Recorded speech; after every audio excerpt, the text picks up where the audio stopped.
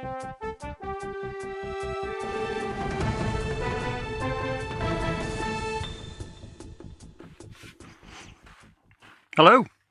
how are you? Welcome to Inside the Video Store. Welcome to Inside the Video Store. A new angle. A new angle. It's like living life on the edge. Crazy times. I have taken the liberty of shutting the shutter, so to speak, because last week we were having flares.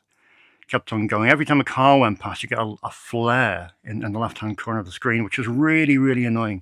Not that I tend to watch these things back, but I did happen to notice it when I flicked through as a matter of quality control. How are you?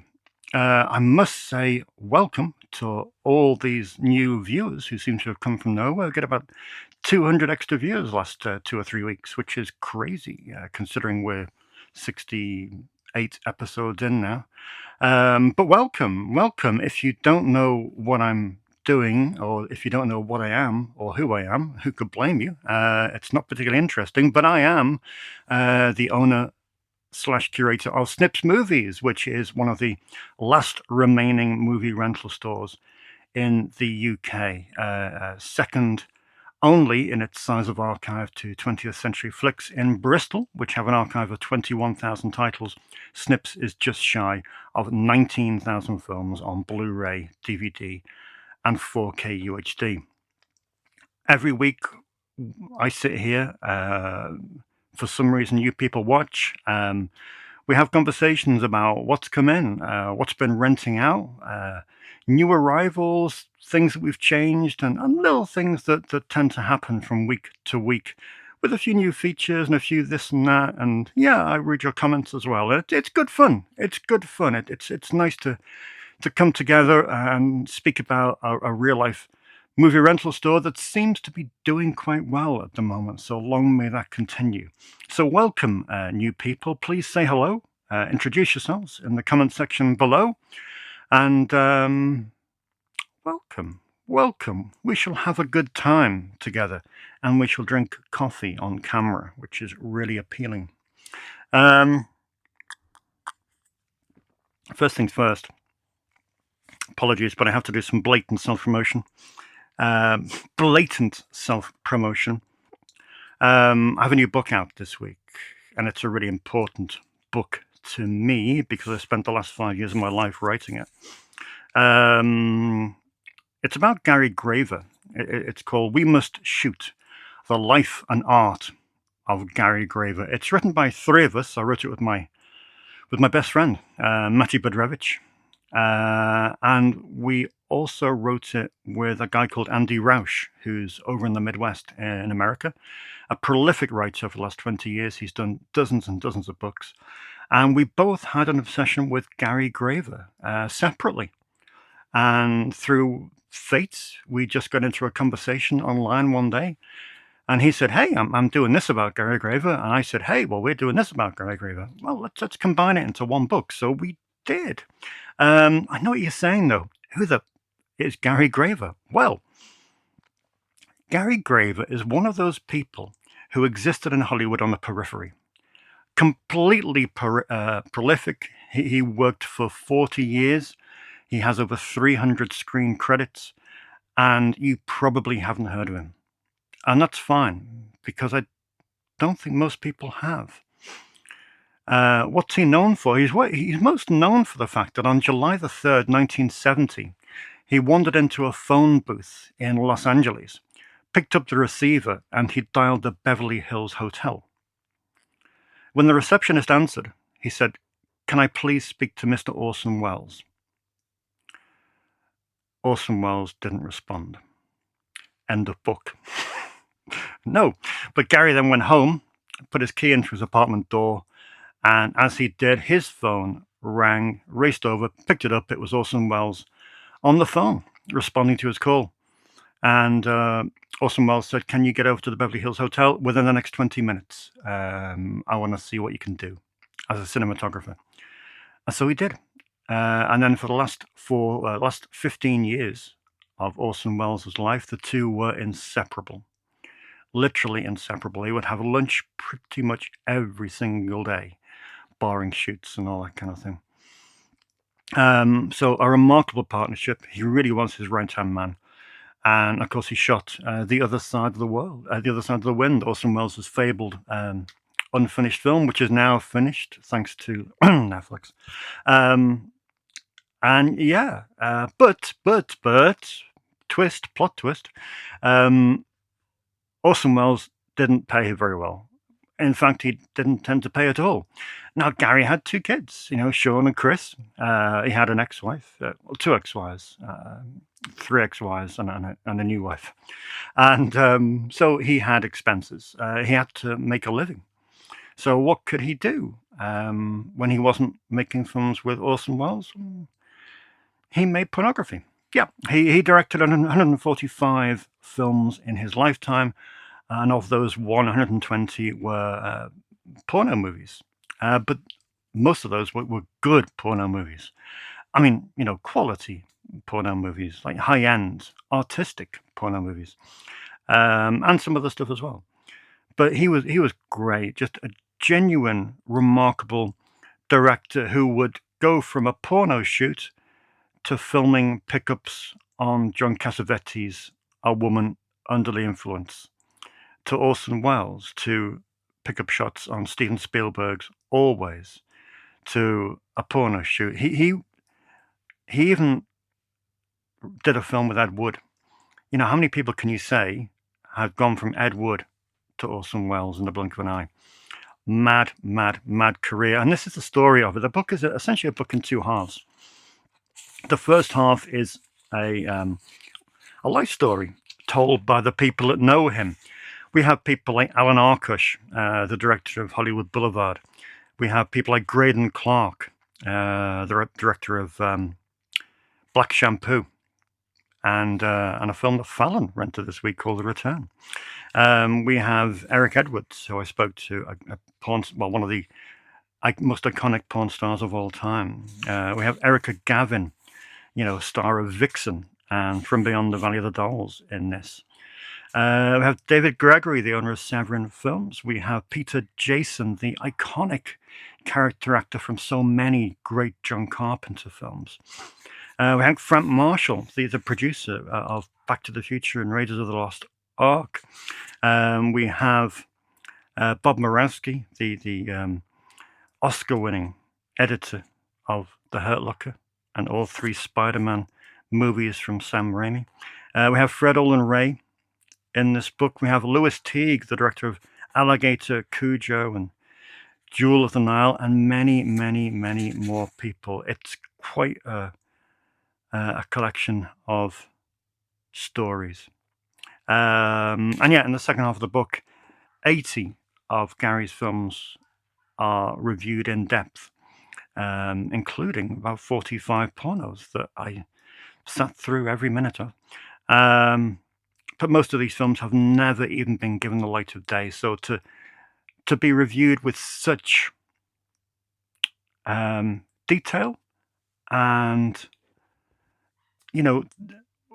I never review pornography with a snigger. I think it's disrespectful. I always review the art on screen, not to sound really pompous, but I hate the kind of, you see it a lot if you ever read reviews of porno films. They tend to just describe the action, and I in every one of these 45 essays, I have never described really what's going on screen in terms of the nuts and bolts, so to speak. But anyway, it's out now. It's available from Amazon UK and Amazon US, and I will include a link below. It's not cheap, unfortunately. The paperback is 22 quid. The hardback is 30 quid. But it's a good book. We're independent authors. The publisher is not the biggest publisher in the world, although we did get a very nice advance. So yeah, see what you think. It's an interesting story. That is out this week. My new book, We Must Shoot: The Life and Art of Gary Graver. Right, that's the hard sell out the way. Let's crack on. What have we got coming up today? We got a regular show, to be honest, which is nice. I've remembered my computer. I can read comments. We got a nice stack of new releases. We have some good and interesting films on loan. We have a small variety of what's in the box arrivals. And we also have a selection of Blu-rays to give away. I'm not giving them away, but I am giving them away. More later. Right, let's have a sip of coffee and we'll go over what's out in the new releases. Okie dokie. It's a good stack, to be honest, this week. It's a good stack. First up is White Bird, which comes in on both Blu-ray and DVD. It's a Wonder story. It's a spin-off from the film Wonder, which you may remember from quite some time ago. This was made, Mark Foster made this in about 2021, I believe, but things didn't go to plan at the box office, so I think Lionsgate pulled it, put it back in, took it back out, left it on the shelf, and now it's finally come out on physical media. It stars Helen Mirren, and yeah, not my cup of tea personally, but you know, it looks like a fairly classy film. That's White Bird, a Wonder story. Next up, again, something that's got pretty trashy reviews. Certainly, I was kind of hovering whether to bother with this, which I thought was a bit stupid, really, because I don't tend to give much credit to reviews. But this is Ghost Game. It seems to have that weird contrast whereby it's reviewed really, really poorly, but most of the user comments on Letterboxd and so forth are relatively positive or mediocre at best. So I thought, yeah, we'll give it a go, because horror, as you know, runs so well here. I thought, yeah, well, let's try it. And seeing as I think it came out on 4K UHD as well, so given that kind of push from Dazzler Media, it seemed like a worthwhile title to get a few copies of. So that is that. That's Ghost Game. Next up, wow, well, this is a controversial film. As you well know, you don't need me to tell you the history behind it. It's Rust, with Alec Baldwin. Obviously, this was made quite a few years back, and now they've decided to release it controversially. Perhaps. But here it is. You've got to get these films. It's 140 minutes, which is a bit of a chunk of time. But there we go. Rust is now in stock on Blu-ray. Next up, we have the latest from Paolo Sorrentino. What a director he is. Have you seen The Great Beauty? That's a film and a half, isn't it? But yeah, this is the new film by Paolo Sorrentino. It's called, I'd like to say Parthenope, but I think that comes across as parsnip. Who knows? It's set in 1950, or begins in 1950.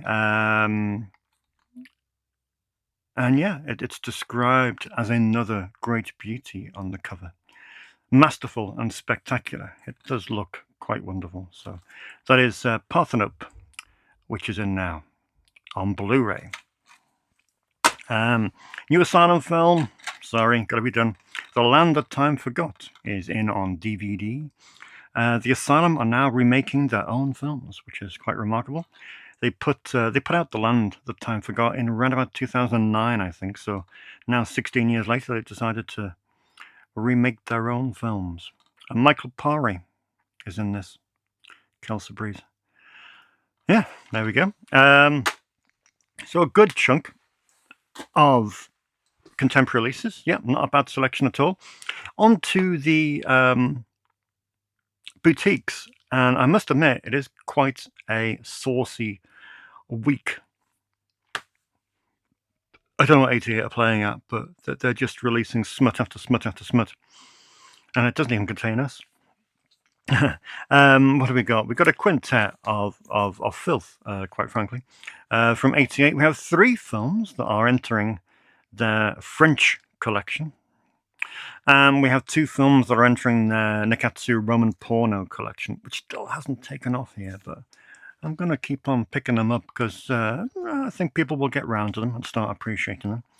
Anyway, we have, in the French line, another film by Max Pécasse.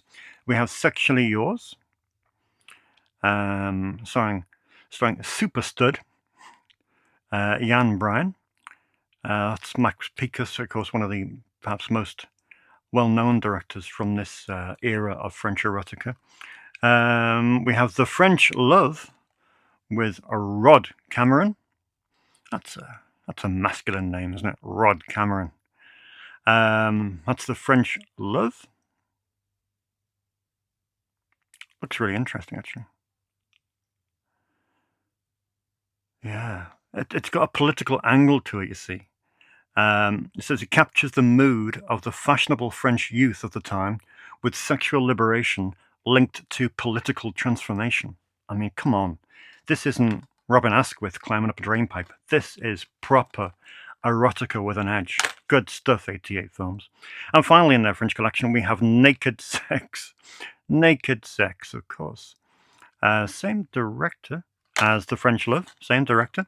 Jose Benazaraf. And yeah, an 88 in the synopsis. I don't know who wrote this. I would imagine it would be the CEO, Richard. It's not just wall-to-wall shagging. Quality stuff. Highbrow. You don't get that in Criterion. So yeah, that is Naked Sex, The French Love, and Sexually Yours, all joining the French erotica collection just over my left-hand shoulder. Meanwhile, in the Roman Porno collection, we have Sex Rider, Wet Highway. Good Lord. Who pays for these? Yeah, it's one of the earlier films in the collection, 1971. Looks really interesting, to be honest, beyond the typical erotica. But yeah, that is Sex Rider, Wet Highway. And we also have Tokyo Emmanuel. Tokyo Emmanuel from 1975. So they are the latest twosome in the wonderful pink obi-carded Roman Porno collection from 88 films. Remarkable to me that these are getting through the BBFC unscathed, which is kind of cool, to be honest. Not that we should ever have to put anything through the BBFC. It's such a redundant and outdated corporation, but there we go.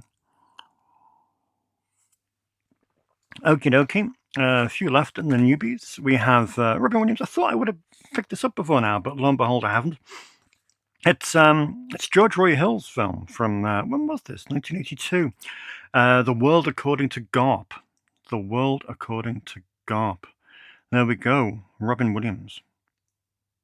I've never seen that film. I think I thought I'd seen the majority of Robin Williams's films, even Jack, and even Bisexual Man, and even Flubber, but I've never seen The World According to Garp, which is crazy. Another upgrade from Shameless, which is fantastic. Shameless just above the camera there on the second shot from the top. They're really on a roll this year with upgrading some of their older DVDs. What have they done to your daughters is the question. It is, of course, Massimo Dallamano's classic Sleaze Fest from, when was this, 1975, I'd like to say? Yes, I think it was. But yeah, in a nice little edition here. Yeah, really real worthwhile upgrade. So that's good to see. Still plenty for them to look at if they're ever upgrading some of the other bits and bobs. Yeah, but good stuff. Terrible artwork of the week would probably go to Narc, which is probably a terrible thing to say because an artist was commissioned for this. Nathaniel Marsh, no less. And to be honest, it's a great piece of art, but unfortunately, I don't think it really fits with the film, in my opinion. Like I say, great artwork, but just doesn't doesn't do it for me, unfortunately. Not that this is important, because we can just lose that, flip that around, and we got the old artwork. But hey, there we go. Narc, the great Joe Carnahan film from, when was that? 2005, maybe? Don't know. 2002, gosh, didn't realize it was that old. That does make you feel old, doesn't it? But yeah, that is Narc with Ray Liotta and Jason Patric. And Busta Rhymes. Yeah, out this week on Blu-ray. And finally, our 4K UHD title of the week, and entering the Criterion Collection, is A Hard Day's Night. Starring the Beatles. It is, of course, Richard Lester's film. Iconic film. It is now an opportune moment to say I'm not really a fan of the Beatles, despite being in Merseyside. I know that's a terrible thing to say, and I can be removed from the Principality of Merseyside for just saying that. But hey, it's only between us two, and we shan't mention it again. No. I'm more of a Beach Boys person. But yeah, they are this week's. It's got actually great edition, by the way. Really beefy edition with a gorgeous booklet. And of course dual format 4K UHD and Blu-ray. But yeah, they are this week's new arrivals. A great assortment, lovely assortment, and they're all heading on the shelves tomorrow. Yesterday, probably, if you're watching us on Friday, for your rental perusal this week. Moving on. It's time to look at the unknowns, I think. Let's see what's been going out. What kind of week's it been? Tell you what, it's been a busy week. Damn. Friday was nuts. Saturday was pretty crazy, and Sunday was equally crazy. They were 3 days that were just quite unbelievable. But again, heat wave this weekend. So will it finally kind of be a bit of a mediocre one? We shall see. Not that I'm hoping for it to be, but I've got a commentary to record on Sunday. So if you want to leave me alone this week, I need to do some cramming. I'm joking. But yeah, I've been prepping for a couple of weeks now, and it's going well. I think it's the last commentary we've got in the immediate future, but it's slightly out of our comfort zone. It's a mid-70s film from a director that we're relatively au fait with, but not completely. But it's 88 Films' Halloween release this year, and yeah, it's gradually just turning the corner where you're feeling more and more confident each day of doing it. But I think it'll be a nice little track, in all honesty. All right, let's see what's been renting out. I had Rebecca in last night, who was fancied some big dirty apes, as you might say, or to paraphrase Charlton Heston, damn dirty apes. And she was saying to me that she would love to see the classic TV series of Planet of the Apes one day. And lo and behold, no one really thinks of me having TV series in stock, but selective TV series I do have, and Planet of the Apes was one. So yeah, it's great to rent these to her. 'Cause it's not the biggest series, it's only 10 hours. Only 10 hours. But yeah, it's great to see this renting out. I don't think it's rented out in probably a decade and a half. So it's good to see it stretching its legs. And of course, you have the great Roddy McDowall in there as well, which is, in all you need to know in terms of that series. Mark was in yesterday with his wife, and they rented Duchess from Neil Marshall, which I was saying to them both, I don't think anyone's rented it yet. I might be wrong. Someone may have picked this up in the last month or so, but it's one of those films that really has stayed under the radar, and no one. I know it got pretty terrible reviews, but no one's really taken a punt on this. So I'm interested to hear what they say. Have you seen this? Anyone watching seen Duchess? Would you recommend it? Because Neil Marshall's had a bit of a rough time recently, hasn't he, with a few films? Might be wrong on that, but yeah, there we go. Duchess renting out, a rarity. This is a rarity as well. It hasn't been out for a while, but it's a wonderful film. It's an absolutely devastating film from Atom Egoyan. It is The Sweet Hereafter. which stars Ian Holm in probably one of his best ever roles. It's fantastic. It is a genuinely stunning piece of work. Yeah, a devastating film, but absolutely brilliant. I'm not going to say much about it, but if you haven't seen it, Sarah Polley is in this film, and she's fantastic in this film. Then I urge you to try and. I must see if that's been upgraded. I'd love to get a Blu-ray of that film because it's quite an eye-catching film as well, considering the surroundings. But yeah, that is Sweet Hereafter, which has gone out this week, which is wonderful. Paul Griggs was in this week with his son, and his son's got on a bit of a noir bender at the moment, which is great to see. Always good to see young people going into noir or going through noir. And he's asking for some recommendations. I think we had last week, but this week I sent him home with Detour, which is one of my favourite noirs. It's Edgar G. Ulmer's film, and the reason I like this film, it's 69 minutes. I love films that are 69 minutes, but this is one of those films that utilizes those every second of those 69 minutes. There is no fat on this film in any capacity. It's great. It really is a great noir, and I thoroughly recommend it. So that's Detour. Had my friend Kat in this week, which was really, really, really, really great. She's had a hell of a year. And she came in because she asked me rather emotionally to sign her deed poll, change of name certificate, be a witness, which is a momentous moment in anyone's life. That took some time. There were multiple copies. And but while I was doing that, Kat brilliantly took over recommending films to a couple who were in the store at the time who were really stuck for horror films, what to rent, because so many. And it's great. As I was signing away these forms, I could hear Kat going through a few things, and every pick that she plucked out, because she knows everything about horror, was a film that I would never have recommended because it just wouldn't have appeared to me in my mind. But as she said which films they were, I thought, that's a great recommendation. Oh, that's a great recommendation. In the end, anyway, they went for a few, all good films. And one of them, which I would never have recommended in my life, but she did. And it's the Blair Witch remake. And it was great. It was great. I mean, it's Adam Wingard. But I would never have recommended that because it just wouldn't have entered my consciousness. But I'm so glad he did. I'm so glad she did. So that's brilliant. I hope they like it because they were kind of looking for woods/forest orientated horror films, and well, yeah, that certainly fits the bill. So yeah, so thank you, Kat, for doing that. It's greatly appreciated.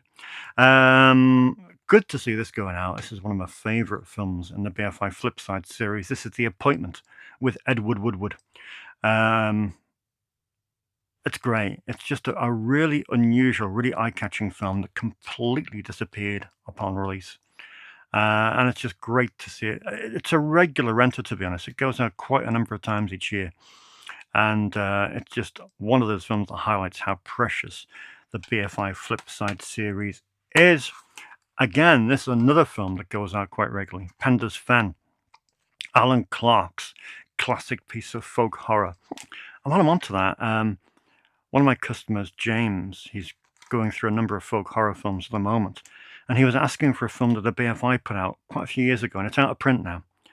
And you do get a copy on eBay every now and then, but it's quite a rarity. And it's called, I've forgotten the name. It's called Red. I want to say Red Sun. It's not Red Sun, but it's Red something. I can check it out in a minute. But yeah, if anyone sees any of those Red Sand, maybe Red Sand. If anyone sees any in any charity shops or secondhand places, anything like that, let me know because I'm desperate for a copy on DVD of that. It's out of print and it has been going for crazy money on eBay. But if I can get a copy under £20, that would be fantastic because I've got a few people who will watch that with pleasure. Quite a funny story. Hollow Man and Hollow Man 2 has sat shrink wrapped in store for the last 4 years. Because I did have a rental copy that I've been renting out to a few people. It was a bit bashed, to be honest. Someone dropped it and it caught the corner. But the director of Hollow Man 2, that classic, nice guy, wrote to me and said, "Oh, 88 Films haven't sent me my, my free copy of Hollow Man 1 and 2. Is there any chance that you have the spare?" So I text 88 and I was like, "Have you got a spare Hollow Man 1 and 2? He hasn't got his, Claudio 5 it was. He hasn't got his free copy. He hasn't sent it out." And they said, "Oh, they've all gone. It's sold out." I'm like, oh, crap. And of course, I get quite a few copies when whenever I contribute to something. And I emailed Claudio back. I said, "Look, I've got one, but it's a bit bashed." So I ended up sending him this copy of Hollow Man 2 with Hollow Man, because of course we wrote the booklet for it, which is a great booklet. Anyway, that meant I had to use my mint copy, which was a bit of a shame. But yeah, great booklet. And yeah, it just sat there. I thought, well, no one's going to rent it. It'll be fine. And yeah, lo and behold, Jude, the awful, awful Jude, came in and actually demanded to rent Hollow Man and Hollow Man 2. I thought it was outrageous. But yeah, who cares? Good to see them rent it out. That's all that matters. So yeah, with pleasure. I hope he watched both films. I enjoyed them in equal proportion. That is what's been going out on loan this week, which is wonderful to see. And what have we got? I think we're on to what's in the box. Yeah, let's have a look. What's in the box? Like I said, quite a reduced box this week. Just a few bits and bobs that have rocked up over the course of the last 7 days, all of interest. I mentioned this again. Paul Greggs, he mentioned. I mentioned he's been going through a kind of 80s fantasy period and wanting to revisit a few things from his youth, one of which was Gore. And this just got a Blu-ray release in Germany, Gore 1 and Gore 2 on the same disc. Outstanding. And there it is. So he quenched his thirst for everything Gore related this week. I mentioned before about Graydon Clark, and Fallon sent me a text and he said, "Is there any chance you can get the return?" Because Fallon is a big Vincent Schiavelli fan. And, I do like Graydon Clark. He makes some really interesting films. Not always successful, but always interesting. But yeah, directed by Ken and Jim Wheat, who I think went on to, did they write Circuitry Man? Possibly. And the DP is Daniel Pearl, who of course was DP on the Texas Chainsaw Massacre. And you got Gianmarco Vincent, you got Sybil Shepherd, you got Martin Landau, you got Neville Brand, you got Vincent Schiavelli, and you have Raymond Burr. So it's quite a cast. There's The Return. I think it's from 1980. I did not know it was out on Blu-ray in Germany, but thankfully, thanks to Fallon, it's now in stock here, which is fantastic. A couple of my customers rented out some old DVDs at the weekend, and it reminded me that I haven't upgraded them. So apologies if you rented the old DVD, but I now have on Blu-ray. Animal Factory from Steve Buscemi, great film based on Eddie Bunker's book. Really pleased to have upgraded that and above the old High Flyers DVD, which is a bit shonky, to be honest. And Donnie Darko, which is a film I should have on Blu-ray, really. It's sacrilege that I don't. So yeah, this was an essential upgrade too. Also, I forgot to bring him in, but I've just, as you know, I've mentioned it in the past, upgrading is so essential. It's kind of my long-term project to upgrade as many DVDs selectively as possible to Blu-ray. We've done a few this year, I must admit. I'm quite happy so far. But last weekend, I upgraded my entire Akira Kurosawa section from DVD to Blu-ray, or as much as I could. So yeah, I got Ran in on 4K UHD. I got a Yojimbo double bill with Sanjuro, is it? I got the Seventh Samurai on a very nice limited edition Blu-ray. I got Ikaru on a nice Blu-ray. Same for High and Low as well. I think there's one more, Throne of Blood as well. I upgraded to Blu-ray. So it's a nice upgrade to that Akira Kurosawa section with Hidden Fortress. I think is out next month on Blu-ray. important to do that. I've also moved Akira Kurosawa, who was tucked right in the corner of the director's collection, and nobody could get at it. It was crazy, especially for such a pivotal director. So I've moved Akira Kurosawa to just here in the World Cinema section, which is far more accessible, and it's his rightful place. So yeah, I'm really pleased about that, and really, really pleased to have those upgraded. More upgrades to come in the future. One that isn't being upgraded, which is annoying. I know that Ash, who comes in regularly, is going through a Paul Verhoeven stage at the moment. Speaking of Holloman, which is great. I think they've rented Starship Troopers this week, Spetters this week. One other, I know they brought back L this week, but I was explaining, saying that I was in discussion with my producer at Arrow, Neil. I said, look, Neil, one of the filmmakers I get asked for a lot is Paul Verhoeven on Blu-ray, and his early films just aren't coming out. Spetters, Soldier of Orange. I said, what's the story? And he said, Paul Verhoeven's films are all controlled by a business partner of his who is just demanding a ridiculous amount of money to license them. And at the moment, no one is even coming close to offering that sum of money. So I don't know what will happen with that. Some people will just hold out and say, no, well, that's fine. That's my figure. Without that figure, you're not getting them.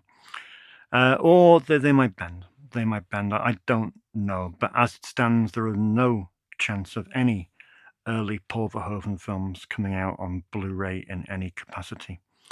So I had to get Soldier of Orange in on DVD, and I think the other principal two, I forgot what the names are.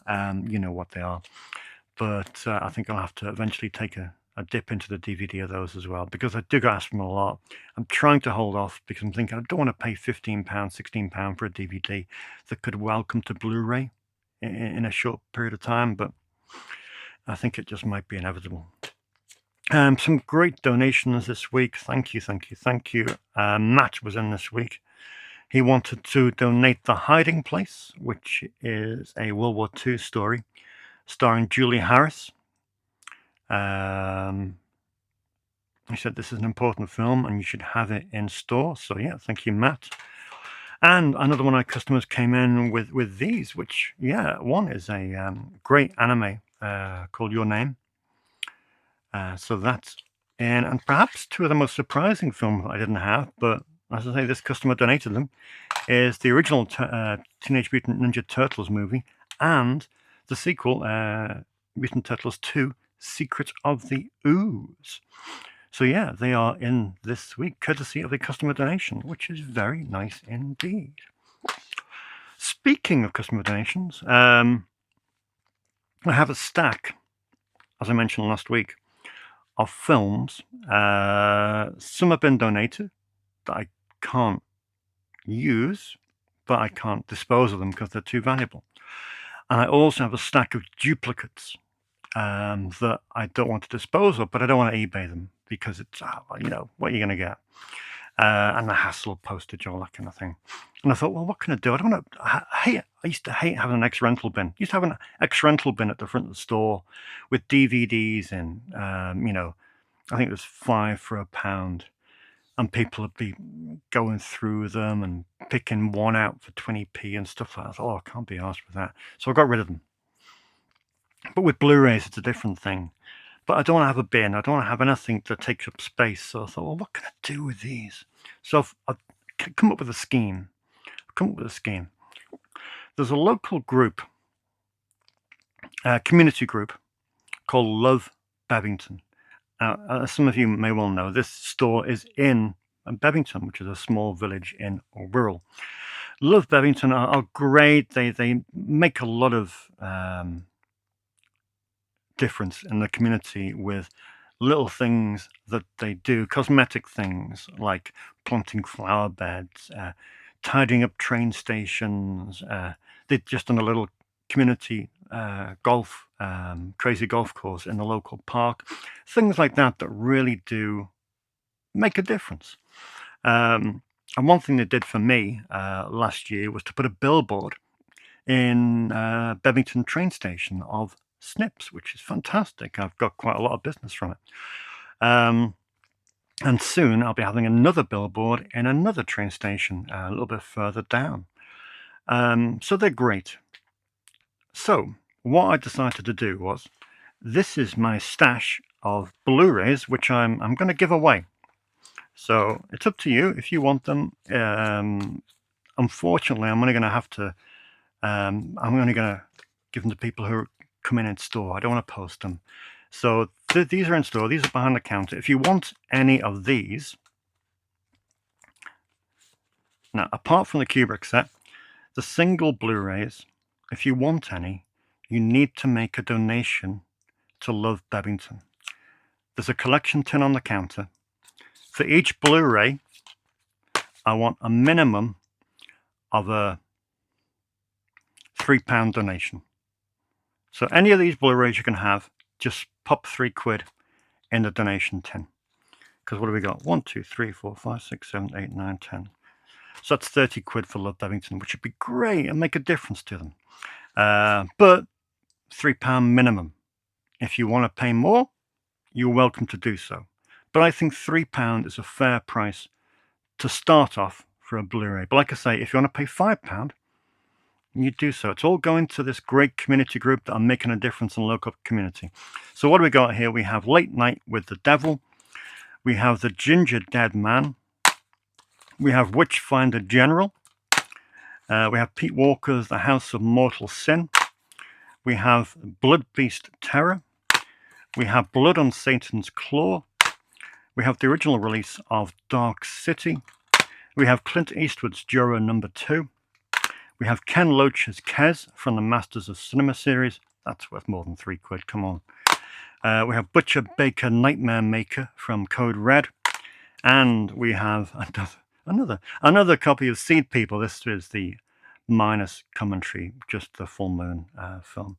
So yeah, any one of these, help yourself, but please put minimum of £3 in the Love Bevington collection tin. And as for that, this Kubrick set, which maddeningly someone tried to bin, tenner, minimum a tenner in that Love Bevington collection tin. Minimum £10, please. And it'll go to a great community project. If you want to put 20 in, feel free to put 20 in. First come, first served. Yeah, or if you can't get in, just leave me a comment in the comments section to stick it away for you. But I'll only do it for 7 days. So yeah, these can be yours, but please donate to this lovely community group. Right, let's do some comments, and then we shall get out of town. Okie dokie, is that fair? Do you reckon that's fair? I think that's fair. Like I said, I don't want the money for myself, but I think with I don't know, 40, 50, 60 quid we could raise for Love Bevington, I think it'll make a real difference in the local community. Because they're good people. They're good people. They've all got jobs, and they go out of their way to just tweak little things that make certain things look so much better. Okay, comment. Lee Marn says the Suspiria remake is excellent. Not as good as Argento's film for me, but a very pleasant surprise nonetheless. I must admit the customer that rented it did enjoy it a great deal, especially Tom York's soundtrack. So yeah, interesting. Electrotat says, still no arcade machine. I will never have an I couldn't think of anything worse than an arcade machine in here. Oh, it would just be the complete antithesis of the vibe that I want. Crazy. Paul Griggs, what the hell is someone getting rid of that Kubrick box set for? I know. People are crazy. 80s Video Shop, so epic. Can't wait to visit, hopefully soon. 80s Video Shop is a little place in Derby who have set up a video store museum, which is interesting. But they enjoy it, and people enjoy going to it. That's all that matters. So yeah, good for them. Nice people too. And they've got a good session coming up. I think this Saturday might be a bit late for you. With the young lady who does all the documentaries about, she sent me a gift pack a few weeks back. I've forgotten her name, but she did the Never Ending Story documentary, life after Never Ending Story, and that's her thing. And she's over there this weekend, I think, and they're showing one of the films, which is great. Life After Flash, I think they're showing. So good. Get yourself down to Derby if you're nearby. Chris Ward says those donations are nuts. Yes, they are. Yes, they are. We Can Rebuild Him blog. I always thought they gave Steel Dawn that title in the hopes that people would confuse it for Red Dawn and rent it on VHS. Yeah. Yeah, it's true. And Red Dawn was the film I was thinking of when Steel Dawn came out. Thinking, confused. James Gaston says, the original Suspiria is in my top 5, but I really like Luca's remake. The relocation to gloomy 80s West Berlin feels like a nod to Possession. They'd probably make a decent double bill. Interesting. New Jax says, have you ever considered a book section? Yes, I have one book there. Would probably need to keep the collection quite tight, as it could take up a lot of space, but it'd be cool to have some niche books in there. I got Paperbacks from Hell by Grady Hendrix as a present recently, and something like that would be right at home in Snips. There are some meaty booklets that come with sets too. Could be a good space for them. Yeah, like I said, space. I'd rather just devote every inch of space to films rather than books, to be honest. I think books are more of a personal thing. And I don't think they go out to people in the same way. I don't think, yeah. Plus, normally I've got so many books behind the camera in my stockroom there that if anyone wants to borrow them, I always tend to lend them out to them. So, but no, good idea, but not something I would probably consider, to be honest. Jonah Fish is saying that all his co-workers give him a hard time about watching all the Camp Blood films and the Puppet Master films and the Witchcraft films. That's outrageous. You should be proud to watch. Well, I know you are proud to watch all the gorgeous Camp Blood films. The gorgeous Camp. Has anyone seen, apart from Jonah Fish, has anyone seen all the Camp Blood films? I think I did try and challenge a customer to that last week, but they didn't bite. Maybe one day. Franco Ask says he's stunned that I've not seen 32 films about Glenn Gould. But no, I haven't. I shall get round to it. As soon as this commentary is over on Sunday, I'm free to do whatever I want. And I shall catch up on stuff that I've missed. Matt says, I was only recently thinking of upgrading my Kubrick films to Blu-ray. Well, Matt, that's the price. That's the price you got to pay. Let's have an auction. Yeah, and Richard says the original Suspiria for me is one of my top 3 horror films. I think it is for a lot of people. It is just an extraordinary film. I love playing I've got the soundtrack on vinyl. I love playing it, even though it does freak people out big time, especially when you just crank up the volume. M62 Film says It's Alive 3 is beautiful. It is. It's Alive 3 is a wonderful film from Larry Cohen. Larry Cohen is an icon. And finally, Brick Builds says, terrible flu this week, Dave. Get well soon, Brick Builds. Thanks for giving me the video I need today. Can't wait to see what crazy horror bits I've rented out now that folks can see them. Yes, indeed. Still, all the horror is renting. Oh, that's going to hurt. All the horror is renting out really, really well. Over the moon with it. Even, for the very first time, The Mangler 3 has rented out. The Mangler 3, yes, the guy who rented The Mangler 2 last week wasn't so mentally scarred as to not rent The Mangler 3. So, really thrilled that went out for the very first time. So, yeah, cool. Horror section doing well, store doing well, and I hope you're doing well. That's about it for this week. Like I said, get in touch if you're interested in any of those Blu-rays. What do we got next week? I have no idea, to be honest. I have no idea. I don't think there's anything due in. Loads of pre-orders, but nothing shipping at the moment. But I'm sure it will. What do you think of Vinegar Syndrome doing Mac and Me? Is that a good thing? I don't know. Maybe it is. I don't know. I just don't get it anymore. I just don't get it. Just don't get it. Just don't get it.